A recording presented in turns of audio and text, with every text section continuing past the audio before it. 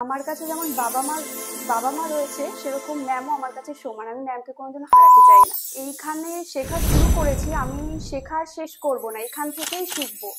College topper হয়েছে history অনার্সে। এই যে এখানে যে আসলাম আর পরীক্ষায় পাশ করলাম, এই পুরো জার্নিতে কোথাও কোনো হেডেক হয়নি। মজা করে পড়েছি, শুধু যে পড়া হয়েছে, প্র্যাকটিক্যাল থিওরি হয়েছে তা নয়, ওর মধ্যে অনেক হাসি ঠাট্টা, খুব মজা।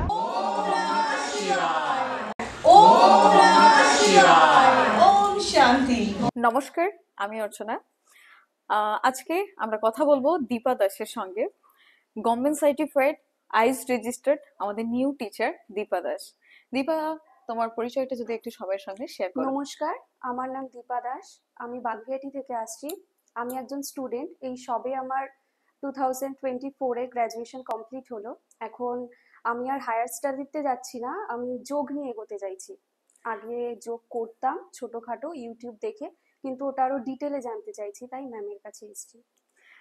একটা বিষয় আপনাদের সবাইকে জানাই, কলেজ টপার হয়েছে হিস্ট্রি অনার্সে। তো জাস্ট পড়াশোনা কমপ্লিট করলো, জাস্ট গ্র্যাজুয়েশন কমপ্লিট করলো। তো কংগ্রাচুলেশনস দীপা, খুব বড় একটা অ্যাচিভমেন্ট।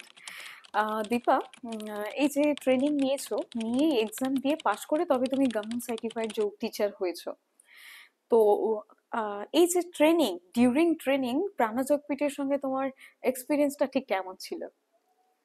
আমি ম্যামের খোঁজ পেয়েছি ইউটিউব থেকে, তারপর ম্যামের সাথে যোগাযোগ করে এখানে এসেছি। এই যে এখানে যে আসলাম আর পরীক্ষায় পাশ করলাম, এই পুরো জার্নিতে কোথাও কোনো হেডেক হয়নি। সবকিছু এ টু জেড ম্যাম খুব ভালো করে বুঝিয়ে দিয়েছেন।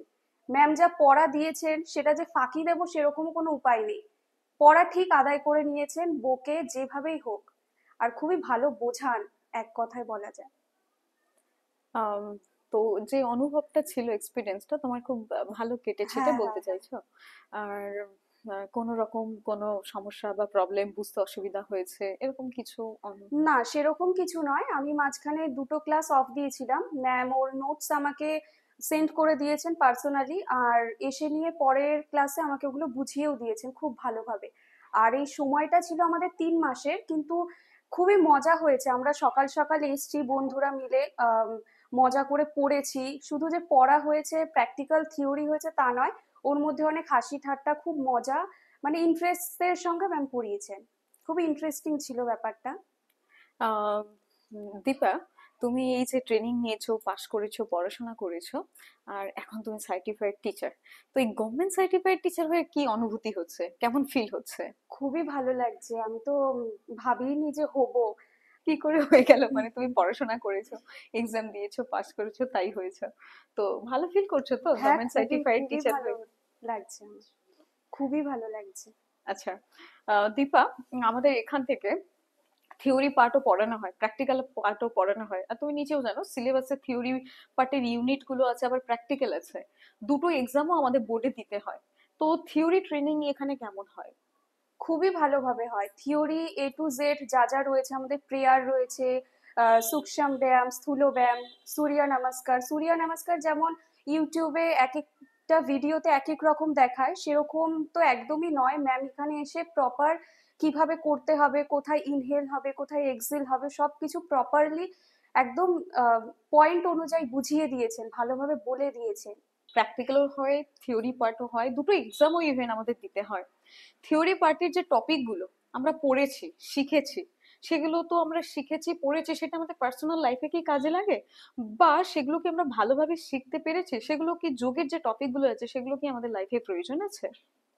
হ্যাঁ, খুব ভালোভাবেই প্রয়োজন আছে। যেমন আজকালকার দিনে প্রায় ছোটখাটো বাচ্চাদের দেখা যায় যে ফোনের প্রতি এত আসক্ত হয়ে যায় তারা, তারা খুব কম বয়সে ডিপ্রেশন, অ্যাংজাইটি এইসবে ভোগে।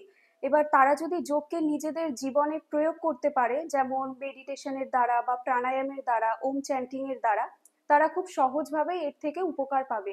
আর যারা খুব বয়স্ক মানুষ, হয়তো কোনো গভর্নমেন্ট জব করছেন, তারপর রিটায়ার হয়ে যাচ্ছেন, তারা ভাবেন যে এরপর আর কি করব, কোনো কাজ নেই, বসে থেকে থেকে অনেকেই বিরক্ত হয়ে যান, তারা যোগা করতে অ্যানজাইটিও হয়, পারেন। ফেস হ্যাঁ, করে। হুম। করলে অনেক উপকার তার পাবেন। মানে এখানে যে থিওরি পার্টের যে টপিকগুলো আছে সেই সব বিষয়গুলো মানুষ যদি শেখে, পড়ে, মানুষ শারীরিকভাবে মানসিকভাবে সুস্থ হ্যাঁ, হতে হ্যাঁ, পারবে, নিজের লাইফ সম্পর্কে হ্যাঁ। জানতে পারবে, বুঝতে পারবে। তো এই টপিক গুলো তোমাদের বুঝতে অসুবিধা হয়নি তো? উম ট্রেনিং ভালোভাবে হয়েছে তো? হ্যাঁ, হ্যাঁ, ট্রেনিং তো খুবই ভালোভাবে হয়েছে। আমি তো ১ম এ কিছুই জানতাম না শুরুতে। শুধু YouTube থেকে কয়েকটা আসন জানতাম। তাও কিভাবে ওটা শুরু করব, কিভাবে শেষ করব কিছুই জানতাম না। এখানে এসে থিওরি তো জেনেইছি, সাথে প্র্যাকটিক্যালও খুবই ভালোভাবে জেনেছি। দীপা, আমাদের এখানে সাপোর্ট সিস্টেমটা কেমন? স্টুডেন্টদের কেমন সাপোর্ট করা হয় এটা সম্পর্কে যদি কিছু বলো। ট্রেনিং চলাকালীন তো অসাধারণ সাপোর্ট পাওয়া যায়, আর ট্রেনিং শেষ হলে একেকটা সেন্টার থেকে যেরকম আর যোগাযোগ থাকে না, কিন্তু এখানে সেরকম নয়। ট্রেনিং শেষ হয়ে যাওয়ার পর আফটার সার্টিফিকেট স্টুডেন্ট এখানটায় এসে টিচিং স্কিলও শিখতে পারে, কিভাবে হবে না হবে। আর এর জন্য কোনো টাকা পয়সাও লাগে না। ম্যাম পুরো ধরে ধরে শেখাবেন। তো সাপোর্ট পাওয়া যায়। হ্যাঁ, সাপোর্ট পাওয়া যায়। আর যে কোনো যারা মনে করুন একটু কম পারে, কম বুঝে, সবাই শিখতে পারবে, হ্যাঁ, তেমন ভাবেই সেন্টার থেকে সাপোর্ট করা হ্যাঁ, হয়, একদম। তাই তো? দীপা, তুমি এই যোগ টিচার হয়েছো, সবে গ্রাজুয়েশন কমপ্লিট করলে, তো স্বপ্ন কি আছে? স্বপ্ন আমাদের সঙ্গে শেয়ার করতে চাও? আমি যোগা নিয়েই এগোতে চাই, যোগাকে আরো ভালোভাবে জানতে চাই। এটা তো আমার সবে শুরু হয়েছে। এরপর এতেই আরো দেখতে চাই, একে নিয়েই এগোবো। আহ এটাই তোমার স্বপ্ন, এতেই কেরিয়ার হুম, করবে। হুম। আর দীপা, তুমি সমাজের সম্পর্কে বা এই সাধারণ মানুষদের উদ্দেশ্যে যোগ নিয়ে কিছু বলতে চাও? আমাদের লাইফে প্রত্যেকেরই, ইভেন হাউসওয়াইফ তো মেন, প্রত্যেকেরই উচিত এই যোগ অভ্যেস করা। প্রত্যেকদিন হয়তো কারোর ১ ঘন্টা সময় দেওয়া হবে না, কিন্তু শুরুতে যদি আমরা ১৫ মিনিট এভাবে যদি শুরু করি, আস্তে আস্তে ওটা আমরা ১ ঘন্টা ২ ঘন্টাতে নিয়ে যেতে পারবো। প্রত্যেকেরই উচিত এটা করা। তো তুমি বিশেষ করে হাউস ওয়াইফদের উদ্দেশ্যে হ্যাঁ, বলছো যে তোমরা ঘরের কাজের পাশাপাশি অবশ্যই যোগ করো। হ্যাঁ, কেন? ওনাদের কি খুব প্রয়োজন? হ্যাঁ, ওনাদের আহ, দিনের ২৪ ঘন্টার মধ্যে বেশিরভাগ সময় নিজের পরিবারের দিকে তাকিয়ে কাটিয়ে দিতে হয়, নিজেদের জন্য কোনো সময়ই থাকে না।